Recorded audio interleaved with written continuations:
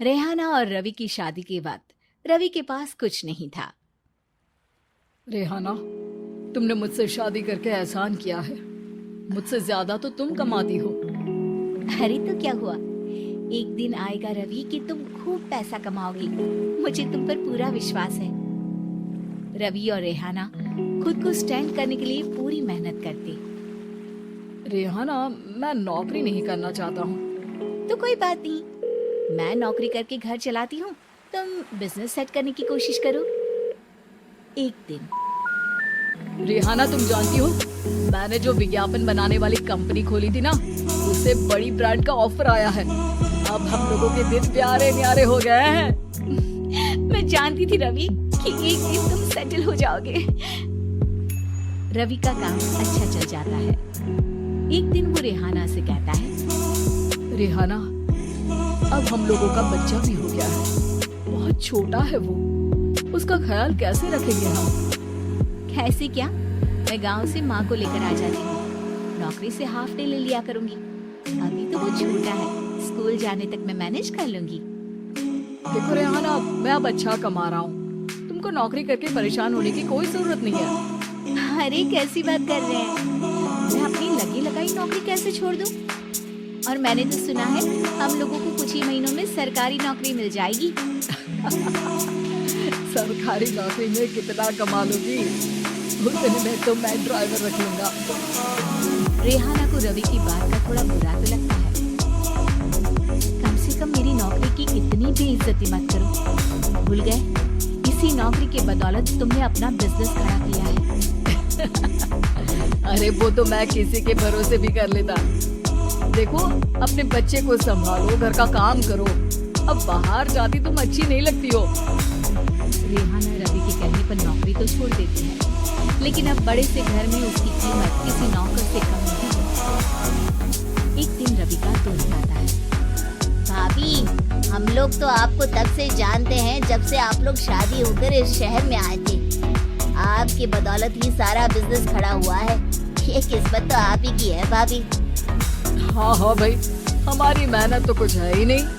अरे होगी, लेकिन भाभी की किस्मत के आगे कुछ नहीं। दोस्त वहाँ से चला जाता है, लेकिन रवि का गुस्सा 7वें आसमान में होता है। देखा कैसे बोल रहा था? अरे बिल्कुल अच्छा आदमी नहीं है ये।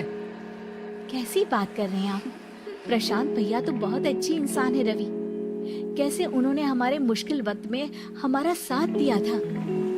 अरे था पैसा तो साथ दिया, नहीं तो कौन पूछता है? रवि का व्यवहार पैसा आते ही अलग हो गया। वो बंदे को बंदा नहीं समझता। घमंड से घिरे रवि ने तो एक दिन हद ही कर दी। रेहाना, मैं अब तुम्हारे साथ नहीं रह सकता हूँ। क्या क्या बकवास कर रहे हो रवि? क्या कहना चाहते हो? और क्यों नहीं रह सकते तुम मेरे साथ? देखो, मुझे कोई और पसंद है और उसके साथ रहने पर बस यही शर्त रखी है कि मुझे तुम्हें तलाक देना होगा। रेहाना, जो कि एक स्वावलंबी महिला थी, उसने बिना देर किए रवि को कह दिया, कोई इश्यू नहीं, मुझे पैकिंग में 4 दिन का वक्त लगेगा, लेकिन तब तक मैं तुम्हारे साथ नहीं रहूंगी। 4 दिन के लिए तुम कहीं और शिफ्ट हो जाओ, मैं घर से निकलूंगी तो बता दूंगी। रवि घर छोड़कर चला जाता है। रेहाना को दुख होता है, वो रोती है, लेकिन व्यवहार से स्ट्रॉन्ग रेहाना को पति के वापस आने का और उसे सबक सिखाने का पूरा भरोसा है। अरे शुशिका, कब शादी करोगे तुम मुझसे? यार, मैंने तो सोचा था तुम शादी से पहले मुझे विदेश लेकर जाओगी, महंगी कार दिलाओगी।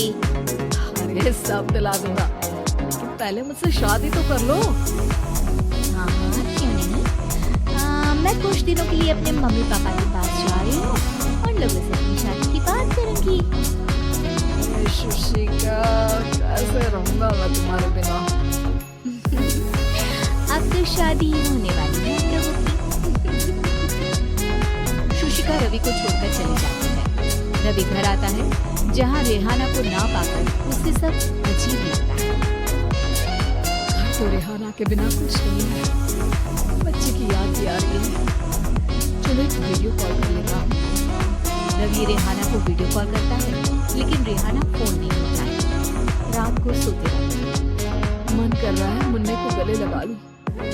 चलो कोई ना, शुशिका से शादी के बाद मेरे और भी बच्चे होंगे। अगले दिन रवि ऑफिस जाता है जहाँ टीना खड़ी होती है। सर, आपने अपने नए ऐड के लिए मॉडल की रिक्वायरमेंट डाली थी ना, मैं उसी के लिए आई हूँ। रवि टीना को देखकर खुश हो जाता है।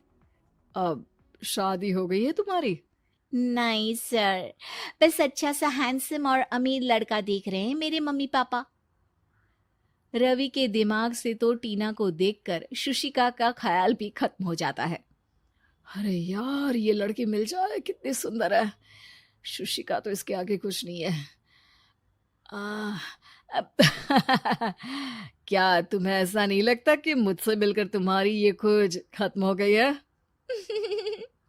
आप तो 2 बच्चों की पापा लग रहे हैं। अरे नहीं नहीं, मेरी शादी तो हुई थी, लेकिन बीवी को किसी और से प्यार था, मुझे छोड़कर चली गई। खैर, टीना की दोस्ती रवि से हो जाती है, लेकिन 1 महीने बाद शुशिका रवि के पास वापस आती है। मेरे मम्मी पापा तुमसे मिलना चाहते हैं, लेकिन उन लोगों को ये मत बताना कि तुम पहले से शादीशुदा हो, और हाँ, शादी से पहले अपनी सारी प्रॉपर्टी तुमको मेरे नाम करनी होगी। अरे पागल, अब मैं तुमसे शादी ही नहीं करना चाहता। भला ऐसी लालची औरत से कौन शादी करेगा? तभी वहां टीना आ जाती है।